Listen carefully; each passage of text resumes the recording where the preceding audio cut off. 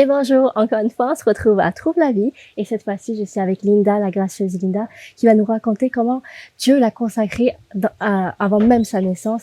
Et je suis sûre qu'elle a aussi des choses à vous partager parce que il y a aussi des personnes qui pensent qu'elles sont pas légitimes parce qu'elles sont nées dans une famille chrétienne et qu'elles pensent que elles n'ont pas une conversion intéressante parce qu'elles n'ont pas d'avant-après. Mais je pense que Linda va nous prouver le contraire. Vas-y, à toi, ma sœur. C'est ça. Mais je voulais dire que la marmite du Seigneur existe.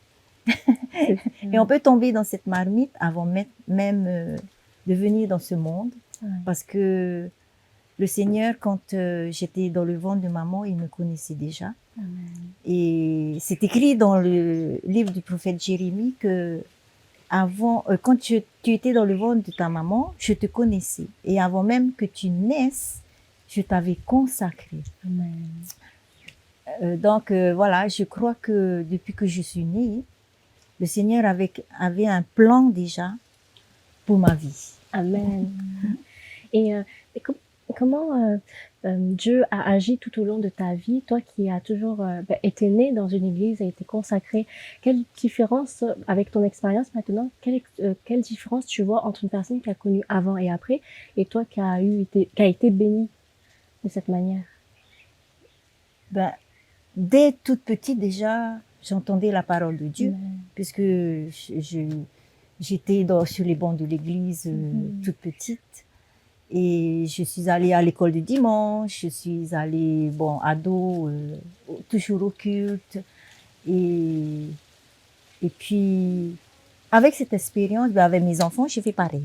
Amen. Je les ai amenés à l'église, à l'école du dimanche, dans les réunions d'ados. Et voilà, mon témoignage, c'est aussi par rapport à eux, parce que la parole de Dieu a été une semence dans leur vie. Amen. Une semence qui est restée jusqu'à aujourd'hui et qui continue à produire des fruits. Amen. Mais je dirais aussi que j'ai arrosé. Amen. C'est vrai? J'ai arrosé avec les prières. Amen. Voilà, les prières. C'est vrai. Et je sais que le Seigneur m'a donné d'aimer la prière. Amen. Ouais. Amen. La prière, c'est quelque chose que j'aime, que je dirais même je cours après parce que j'aime la prière. Et c'est grâce à la prière que beaucoup de choses sont passées. Le Seigneur m'a permis d'accomplir des choses. Il a déblayé la route devant moi et il a fait tellement de choses. Et il m'a permis de faire surtout beaucoup de choses. Pas forcément des choses extraordinaires, hein, mais des petites choses. Et je savais qu'il était là. Comme s'il me disait, allez, vas-y. Et parfois même, ça m'arrive, quand je suis dans un projet, d'oublier de faire quelque chose, de dire quelque chose. Et ça pouvait faire capoter le projet. Mais Dieu était toujours là. Et il prenait soin que ce projet aille jusqu'au bout sans que même mon oubli ait des conséquences. Et il pourvoyait. Et en plus, il me donnait toujours la paix. La paix qui me dit, t'inquiète pas, je suis là, je suis au contrôle, je suis Dieu. Amen. Et tout est entre ses mains. Et c'est pour ça que parfois, je m'inquiète pour mes enfants. Je m'inquiète pour mes enfants et surtout pour ma fille. Et quand je m'inquiète, le Seigneur me dit, déclare ma parole. Cette parole qui dit, ne vous inquiétez de rien, mais en toute chose, faites connaître à Dieu par des prières, des supplications et aussi par des actions de grâce toutes vos requêtes. Et la paix de Dieu, qui surpasse toute intelligence, gardera vos cœurs en Jésus-Christ. Ça, c'est un verset qui m'apaise quand je suis inquiète, que je vois plus ma fille, que je l'ai laissée quelque part. Ça m'apaise vraiment. Et la prière, c'est vraiment une grâce, c'est une clé pour beaucoup de choses. Quand je suis un peu dans l'impasse, je peux dire qu'une fois, j'étais vraiment dans l'impasse. Et j'avais besoin que le Seigneur intervienne. Ben, le seul moyen que j'ai trouvé, c'est de me mettre à genoux. Et j'avais aucune solution, il n'y avait plus de solution. Et quelques minutes après, eh bien, j'ai reçu la solution. Le Seigneur a résolu le problème. Amen. Gloire à Dieu. Amen. Pour nos spectateurs, je voulais vous dire que juste avant, on avait reçu Alexis, qui est son époux, et quand Linda dit qu'elle avait aussi arrosé, eh bien, Alexis en est la preuve. Et le fait, c'est vrai qu'une maman prie pour ses enfants, c'est vraiment une très, très grande bénédiction. Et je pense que Linda peut aussi encourager les parents à continuer à persévérer dans la prière, parce que ça doit pas être facile avec la société maintenant. On sait les mauvaises influences, surtout sur la jeunesse.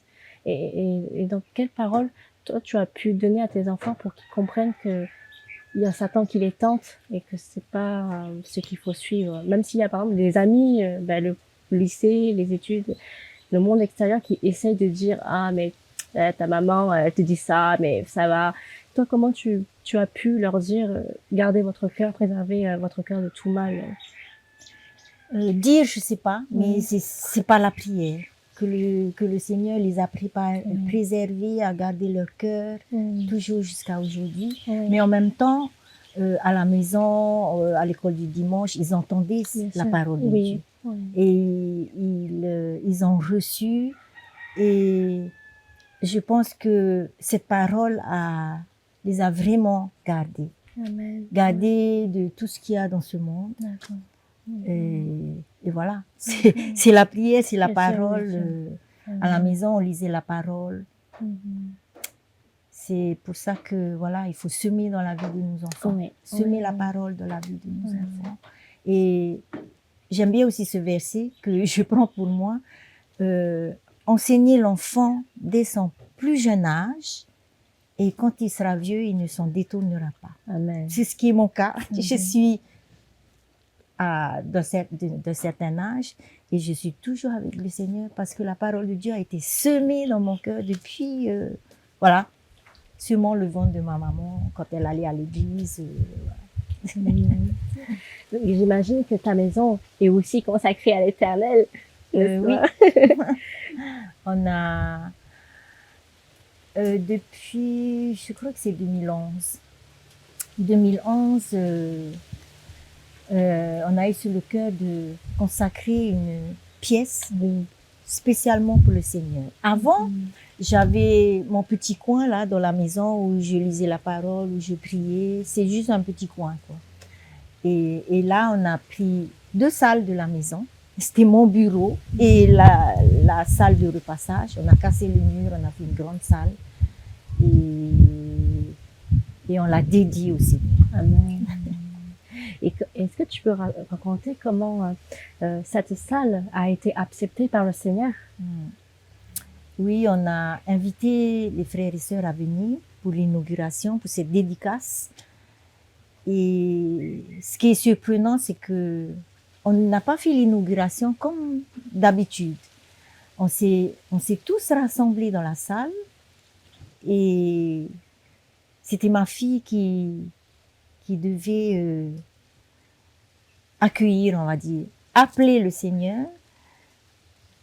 Elle est, sans qu'on lui dise, elle est sortie de la salle, elle a ouvert la porte, elle est sortie de la salle et dehors, elle a invité le Seigneur à entrer dans la salle où nous attendions. Nous attendions le Seigneur, nous attendions qu'il vienne au milieu de nous et qu'il reçoive la salle qu'on lui a dédiée. Amen.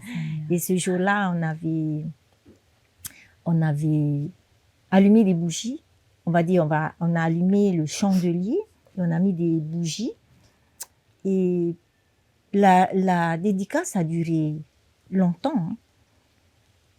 Les bougies ont brûlé. Et puis à la fin, je me dis, ah ben tiens, d'habitude les bougies coulent et puis tachent partout.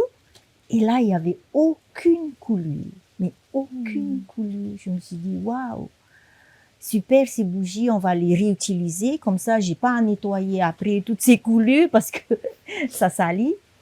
Et quand on a remis les bougies, c'était pas la même chose. Les bougies ont coulé, ont taché partout, et j'ai dû nettoyer. Et c'était un message du Seigneur qui nous a donné, c'est que cette dédicace, il a agréé. Amen. C'était comme si ces bougies lui apportaient un parfum qui lui est agréable et que cette salle, il a agréé vraiment. Cette salle qu'on a dédicacée pour la prière, pour les réunions autour de sa parole, pour recevoir les frères et sœurs. Et avant, on y faisait aussi des cultes. Voilà. Amen. C'est bon. Ben, merci Seigneur pour ce qu'il accomplit dans ta vie, dans ta maison, auprès de ton mari, de tes enfants. Merci. C'est vraiment un très très beau témoignage. Et puis surtout, on ressent aussi beaucoup l'amour d'une mère et d'une épouse aussi. Et c'est vrai que tu as eu raison de rappeler qu'il faut aimer la prière. Vraiment, Dieu nous appelle à intercéder, à nous tenir devant les brèches. Il y a tellement de personnes qui ont besoin de prière, mais qui malheureusement n'en ont pas. Et c'est important qu'on se tienne pour eux. Oui, parce que notre Dieu, il est tout puissant. Amen. Il a le bras très long. Amen. Ah, très très long, oui. Très long. Et rien ne lui est impossible. Amen, c'est vrai. Et quels que soient nos besoins, nos difficultés, il est toujours là pour nous. Amen, c'est vrai. Et est-ce que tu aurais encore un autre témoignage où tu pourrais encore affirmer que Dieu, il a toujours été là pour toi? Tu parlais d'un impasse, mais est-ce qu'il y a eu un autre moment de ta vie où c'était tellement dur que là, tu pouvais encore une fois, compter sur Dieu? Oui. Quand j'ai eu ma fille, elle avait beaucoup de difficultés. Elle a parlé tard, elle a marché très tard. Et il a fallu encore se tenir dans la prière pour elle, pour même ses études. Elle allait à l'école, elle avait des difficultés, on va dire, beaucoup de difficultés à l'école. Et je continuais à prier pour elle. Et elle, de son côté, elle a appris à compter sur le Seigneur. Amen. À prier aussi elle-même pour ses études, en grandissant, bien sûr. Et puis, bon, je pense que les gens qui la voient se disent, elle va pas aller loin. Oh. Mais nous deux, elle et moi, on a continué à avoir foi en Dieu. On a continué à prier. Elle a persévéré. Et puis, elle est arrivée. Amen. Voilà. Amen. Et parfois, les gens me disent, ah, mais comment tu as fait? Ah ben, il n'y a pas de secret. C'est la prière. Amen, c'est vrai. C'est la prière. Et après, bien sûr, il faut la suivre. Bien sûr. Il faut être avec elle, il faut l'aider, il faut être à côté d'elle quand même. Bien sûr. Voilà. Elle est fière d'avoir ses diplômes en main. Amen. Ben oui, ben oui. C'est ça. Et surtout, une chose aussi pour elle, elle voulait réussir pour pouvoir continuer à faire des études dans les écoles chrétiennes, dans les écoles bibliques. Et il lui fallait le bac pour entrer dans l'école où elle voulait aller. Donc voilà, elle a eu. Merci Seigneur. Et puis jusqu'à présent, elle étudie encore. C'est pour ça qu'elle n'est pas là aujourd'hui. Elle est encore en formation sur Zoom. Ben, merci. Ben, je remercie le Seigneur pour cette famille. Vous êtes vraiment inspirant, encourageant, mais aussi on sent vraiment toute cette onction que Dieu vous a donnée. Moi, en tout cas, je le sens. Et encore une fois, c'est important aussi de témoigner dans le sens où ben, chacun a son histoire différente. Et ben, on peut se reconnaître aussi. Ça redonne aussi du courage de savoir qu'il y a une maman qui est passée par là, alors que des fois, on peut se sentir seul. Mais c'est encourageant de savoir qu'il y a une maman, elle est passée par là, ben, elle a fait ça, ben, moi aussi, je peux le faire. Pour mes enfants, pour mon mari, pour ma maison. C'est vrai. Et puis un témoignage aussi, quand tu parles de maman, moi-même par rapport à ma maman. Oui. Il y a eu des difficultés de relation avec ma maman. Et puis, je me suis mariée et j'ai dit au Seigneur, je veux te servir. Mais il savait qu'il y avait un blocage de relation avec maman.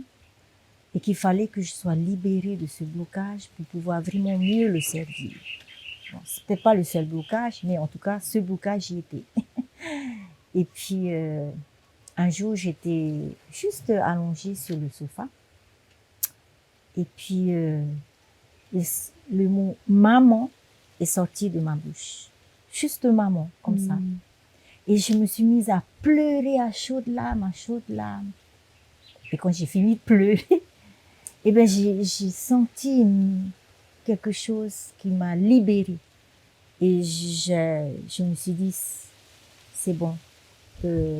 La relation avec ma maman va être restaurée. Amen. Mais j'ai aussi ma part à faire. Oui. Il faudrait que je fasse le pas pour aller vers elle et pour restaurer cette relation aussi avec elle.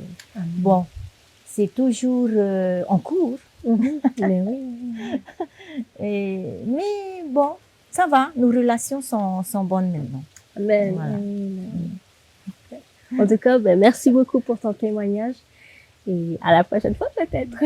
Et vous, à très bientôt. Merci.